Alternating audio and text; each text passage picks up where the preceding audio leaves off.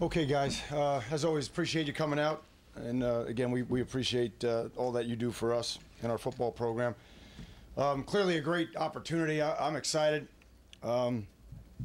Really as a coach and as a player, these are the weeks that that you dream of or live for. And we're excited for the opportunity to play Florida State, an excellent team. And I think the kids are off to a good start. As much as the media and everything is,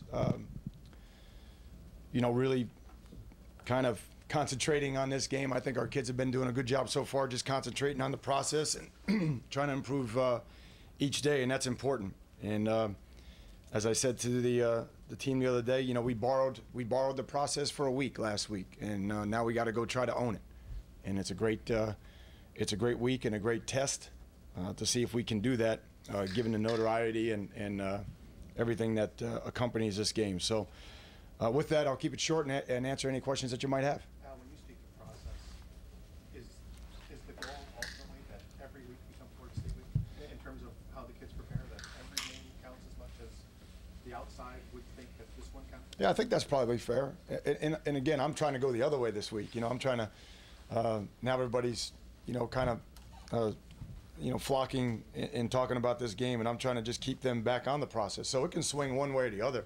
Certainly you could see it last week swinging the other way, and we're trying to keep them on the process, and certainly I think that it's fair to say this. But to me, I'm just trying to develop a consistent team and a consistent approach, and obviously the results that we got Saturday.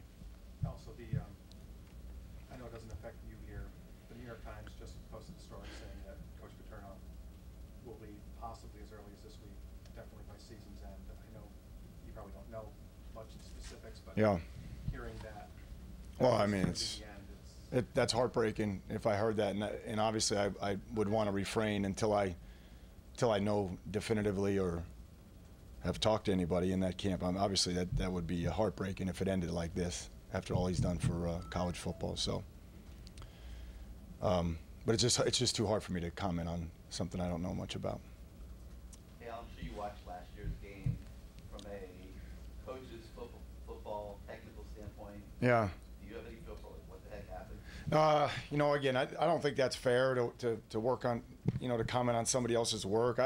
I just look at, the turnovers and the things that we're trying to do better with this year's team. And, they ran the ball really well, Gar. I mean, they did. And that's going to be a challenge for our team this year. And we can't let them run the ball as effectively as they did last year. I think that had a lot to do with it. And again, last year's over. I think clearly they're 6-3. We're 5-4. And irrespective of that, this game means a lot to people in both camps. So we're just trying to stay focused on what we're doing right now. Coach, obviously you want your team to prepare the same day in, day out, week in, week out, no matter what. But they're obviously probably a little energized this week, have a little pep in the step. How do you kind of use that to your advantage? Yeah, I think, first of all, yesterday I think they were very even keel. I don't think they were any more. And today was a tough practice. So, they were fighting it a little bit because it was tough. And again, as we taper the physical aspects of it, I think, their emotions and obviously the mental side of it will pick up here towards the end of the week. But I'm just trying to keep them focused and keep them tempered and just, again, if you can just focus and adhere to a process, I think everything else will take care of itself. If anything, I'm just trying to keep them on task this week, keep checking boxes. Hey Al, I think the perception is that the defense hasn't played well this year, but yet you're third in the ACC in points allowed. And Yeah. Very good on the red zone. So, which is it? Has the defense played well? No, I think, again, our philosophy is it's always going to be about scoring defense, red zone defense, and third down defense. Now, George, we're not as good on third down defense as we need to be, clearly, but those three categories are part of playing the game smarter and more disciplined. Those three categories are what keep you in games, to be honest with you. So I'd hate to think where we'd be out if we didn't do those three things well. But overall, we have a lot to improve on, and we're playing a lot of young people on defense, and we're making progress. But again, it's not to the standard that you nor I have been accustomed to, and certainly not what the defense or the coaches on defense expect. We need to improve in many ways, and we will. What do you feel like are the keys that are going to decide this game? What you guys have to do? Well, again, we got to find a way to run the football. They're excellent on defense, and we'll see 2 units on defense, most particularly in the defensive front. We got to protect our quarterback. I think they have over 30 sacks this year already. They're excellent in third down defense. We cannot give up explosive plays in the kicking game. They're very good in their coverage units, and they have a very good returner. And obviously their kicker and punter are as good as anybody in the league. So those are some of the, and then obviously the explosive plays.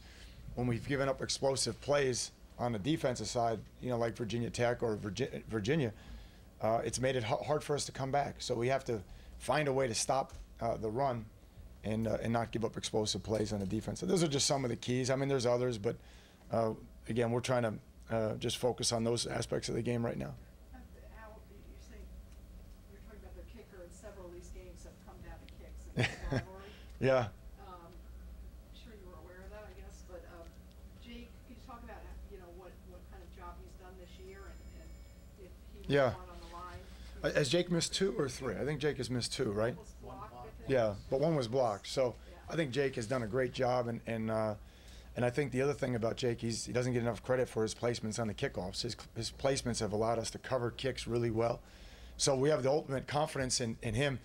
And I would say that that Dalton, since the Georgia Tech week, has really played to his capability. He is doing a much better job punting the ball. So I'm excited about those 2 guys. I think both our return units need to produce more.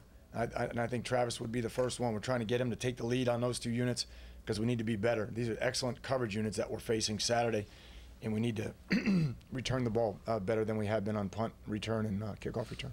Al, to sort of follow up on Susan's question, it's no secret when Jake first arrived here, I know it was before you, I mean, he struggled. He really had to learn how to be a consistent kicker day in, day out. How much better does that make it when a kid is kind of self-made and can be this vital? Wyclaw Yeah. done a tremendous job. Again, he made the decisions back in February and March that he was gonna. We always talk about what are you willing to do to be a champion, or what are you willing to do to be a starter? What are you willing to give up? And he gave up a lot. He gave up a lot of bad habits. He made a lot of decisions to make sure he took care of his body, developed a faster twitch in his leg. To be quite honest, he did. All the running and lifting that he did, and all the extra work that he did, and then was just mentally tough. And we didn't know going into camp that he was going to end up like this. We didn't. I'm being completely honest. He and Gudis were battling that out in camp, and it was almost like you were waiting for it to change, and then it never changed. He just kept getting better every day. And he's become very reliable. I know I'm very confident sending him in the game, and it's a credit to the young man and obviously his makeup and the way he's developed himself. Is it fair to say that an area that, I know coaches worry about everything, but an area that was a big worry a few months ago isn't so much of a worry? I think that's fair. I think our kicking game, I think our kicking and punting are doing really. I'm worried about our return game. Our coverage units have been solid. Again, we're not great yet, but they've been solid. Our obviously our field goal operation, other than the 1 block, has been good. But our return game needs to be better.